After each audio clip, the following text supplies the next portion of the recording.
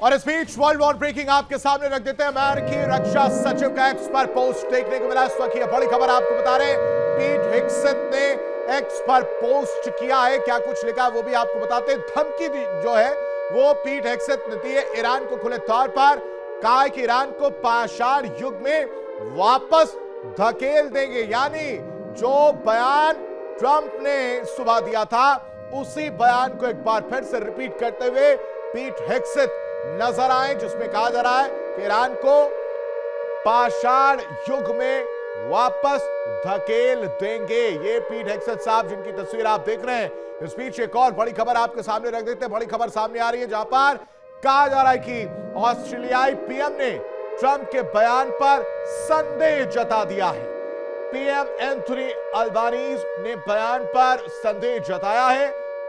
जब टारगेट पूरे तो क्या हासिल करना बाकी रह गया? यह सवाल जो हम लगातार पूछ रहे थे, हमने भी यही संदेह जताया था कि जब टारगेट पूरे रह गए हैं तो अभी और क्या उन्हें हासिल करना है, ये ट्रंप समझाते हुए नजर आए। लेकिन वही जिस चीज का अंदाजा हमने लगाया, संदेह जताया, कुछ उसी तरह का संदेह ऑस्ट्रेलियाई पीएम ने भी ट्रंप के बयान पर जताया है। ये दो बड़ी खबरें आप समझिए। सुबह डोनाल्ड ट्रंप जब सामने आते हैं तो कहते हैं कि ईरान को पाषाण युग में भेज दिया जाएगा। थोड़ी देर बाद पीट हेग्सेथ साहब निकलकर आते हैं, वो भी इसी चीज को दोहरा रहे हैं। लेकिन अमेरिकी राष्ट्रपति डोनाल्ड ट्रंप ने ईरान के परमाणु मिशन और क्षेत्रीय प्रभाव पर बात रखी है, बात की है। उन्होंने कहा कि उनके कार्यकाल में जनरल कासिम सुलेमानी की हत्या ने ईरान को उतना मजबूत नहीं होने दिया जितना वो हो सकता था।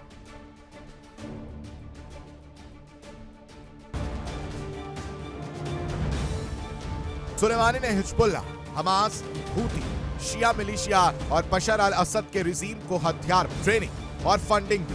इससे ईरान बिना सीधे युद्ध लड़े क्षेत्र में अपना प्रभाव बढ़ाता था। अमेरिका के अनुसार सुलेमानी की कुछ फोर्स ने इराक में 2003 से 11 के दौरान अमेरिकी सैनिकों पर हमले कराए, जिसमें कई सैकड़ों सैनिकों की मौत हुई। ईरान में उन्हें एक हीरो कहा जाता है। साथ ही पूरी दुनिया में भी उन्हें काबिल जनरल की तरह देखा जाता है, जिन्होंने सीरिया, इराक के हिस्सों को आईएसआईएस से आजाद कराने में अहम भूमिका निभाई। साथ ही अमेरिकी प्रभाव को क्षेत्र में बड़ा झटका दिया। पारंपरिक युद्ध से बचते हुए उन्होंने ईरान को मजबूत बनाया। अमेरिका, इजराइल और सऊदी जैसे दुश्मनों के खिलाफ बिना सीधे टकराव के उन्हें अपनी प्रॉक्सी के जरिए परेशान किया। अगर वो आज होते तो ईरान क्षेत्र में और मजबूत होता। लेकिन 3 जनवरी 2020 को बगदाद एयरपोर्ट पर अमेरिका ने एक ड्रोन हमला कर उन्हें मार गिराया।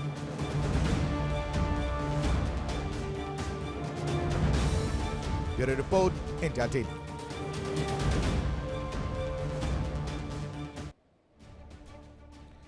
अमेरिकी राष्ट्रपति ट्रंप के संबोधन के तुरंत बाद ईरान ने इजराइल पर मिसाइल हमले कर जंग के और भड़कने के संकेत दिए।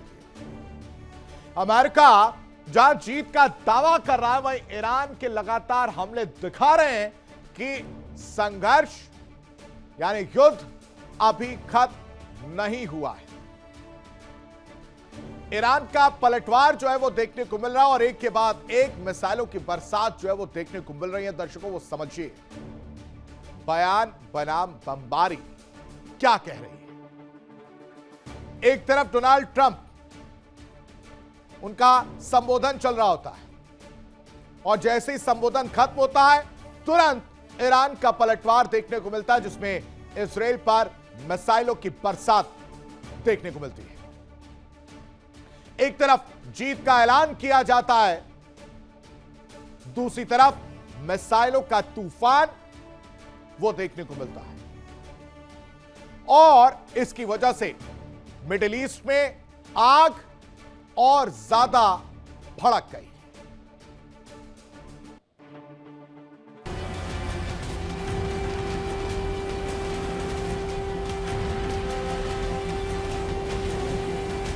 ट्रंप के बयान से भड़का ईरान।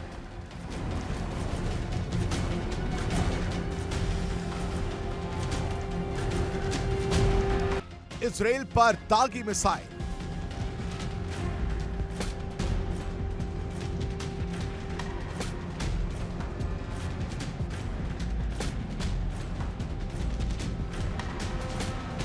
जंग और तेज होने के संकेत। अमेरिकी राष्ट्रपति ट्रंप के संबोधन के ठीक बाद मिडिल ईस्ट में हालात बेकाबू हो गए। जैसे ही ट्रंप का भाषण खत्म हुआ, ईरान की ओर से इसराइल पर एक के बाद एक मिसाइलें दागी गई, जिससे पूरे क्षेत्र में युद्ध की आग और भड़क उठी।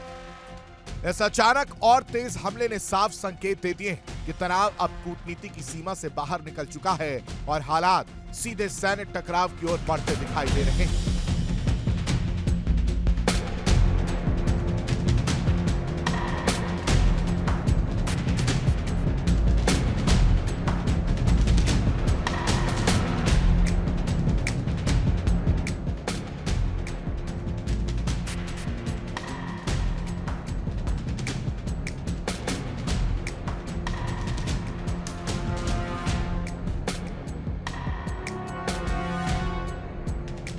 सूत्रों और इजरायली सेना के शुरुआती बयानों के मुताबिक जैसे ही ट्रंप का संबोधन खत्म हुआ, रडार सिस्टम ने ईरान की तरफ से मिसाइल लॉन्च की गतिविधि दर्ज की। कुछ ही मिनटों में इजरायल के कई हिस्सों में सायरन गूंज उठे और लोगों को सुरक्षित ठिकानों की ओर भागना पड़ा। इजरायली डिफेंस फोर्सेस ने बयान जारी करते हुए कहा कि एयर डिफेंस सिस्टम सक्रिय कर दिए गए हैं और सभी खतरों को इंटरसेप्ट करने की कोशिश जारी है। तेल अवीव, यरूशलेम और दक्षिणी इजरायल के कई इलाकों में एयर डिफेंस यूनिट को हाई अलर्ट पर डाल दिया गया है।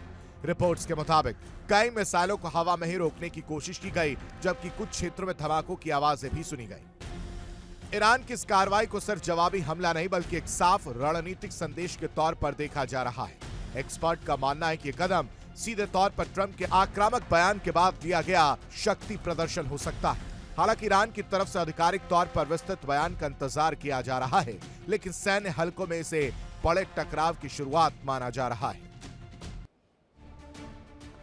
अमेरिका, इस्राएल और ईरान के बीच जारी जंग अब और खतरनाक मोड़ लेती नजर आ रही है। ईरान ने मिसाइल हमले कर साफ कर दिया है कि जंग फिलहाल थमने वाली नहीं है और इस जंग की तस्वीर और भी भयावह, खतरनाक और तेज हो सकती है।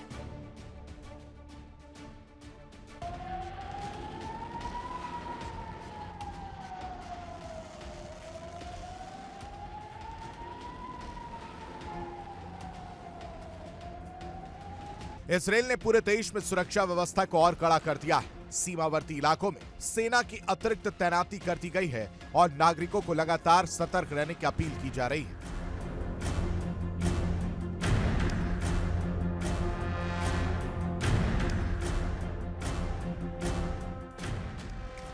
इजरायली सैन्य सूत्रों का कहना है कि हमला सीधे सैन्य चुनौती है, जिसका जवाब तय रणनीति के तहत दिया जाएगा।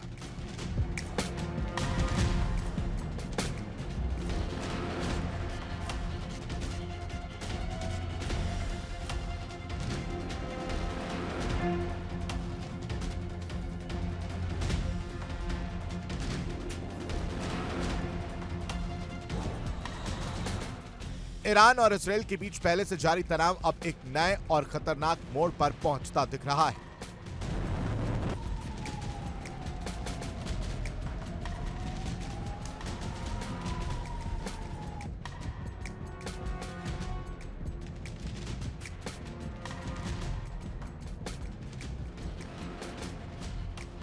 अमेरिका के सीधे राजनीतिक और सैन्य संकेतों के बाद हालात और ज्यादा विस्फोटक हो गए।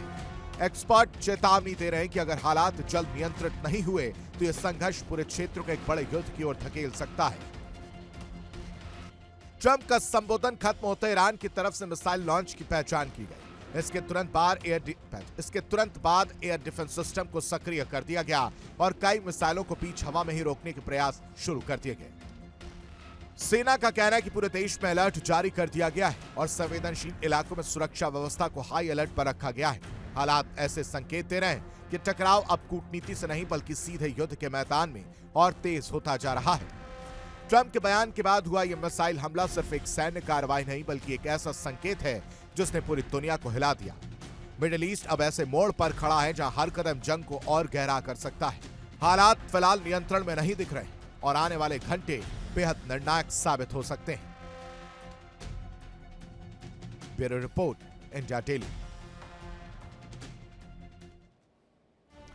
और इस बीच एक बड़ी खबर, ईरान ने जो है जॉर्डन पर हमला किया। जॉर्डन में अमेरिकी बेस पर हमला करने की तस्वीर सामने आई। अमेरिकी बेस पर मिसाइल अटैक किया गया। इस वक्त ये बड़ी खबर है, ईरान ने जॉर्डन पर हमला किया है। वर्ल्ड वॉर ब्रेकिंग, जॉर्डन में अमेरिकी बेस पर हमला जो है ईरान की तरफ से किया जा रहा है। यह तस्वीर अलग अलग जगह से देखने को मिली है, खासकर गल्फ कंट्रीज की अगर बात की जाए, वहां पर भी जहां जहां अमेरिकी बेस है वहां पर ईरान एक के बाद एक लगातार वार करता हुआ नजर आ रहा है।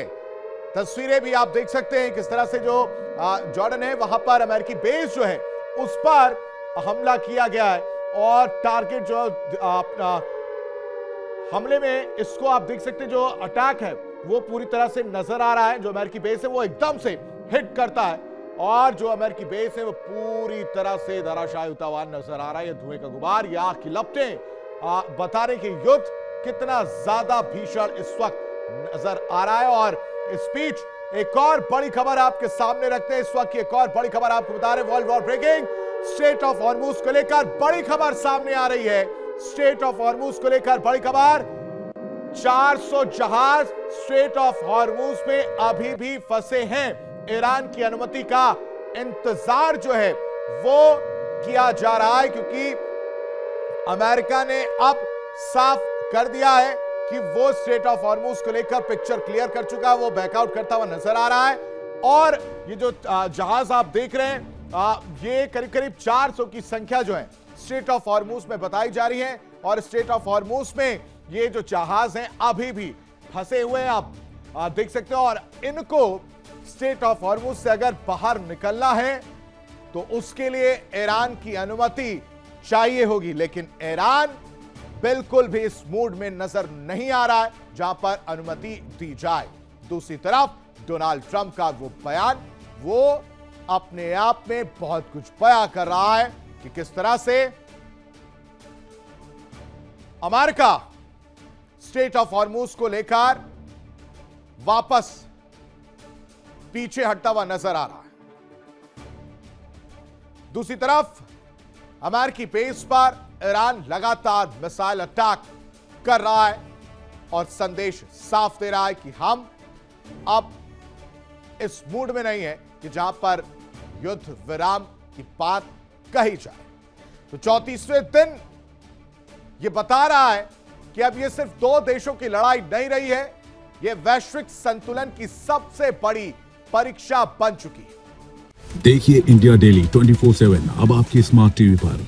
इंडिया डेली मौजूद है सभी डिजिटल प्लेटफॉर्म पर लाइव और लगातार। इंडिया डेली 24/7 हर दिन राष्ट्र को समर्पित।